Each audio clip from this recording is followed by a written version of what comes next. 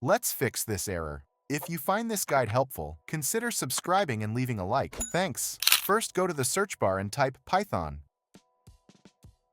Then click on Open File Location. Next, right-click on the file and select Open File Location again. Now copy the folder path. After that, go back to the search bar, type Edit Environment, and click on the corresponding option. In this window, find Path, select Edit, click on New, and paste the path you copied earlier. Then press OK to save the changes. Now go to the Scripts folder inside the Python installation and copy its path. Return to Edit Environment Variables, find Path, select Edit, click on New, and paste the copied path. Once done, press OK to save the changes.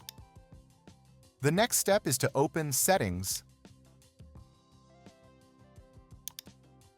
go to Apps, then Advanced App Settings, and click on App Execution Aliases.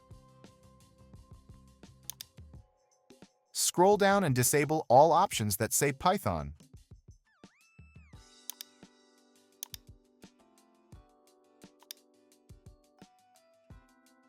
And that's it. The problem should now be solved.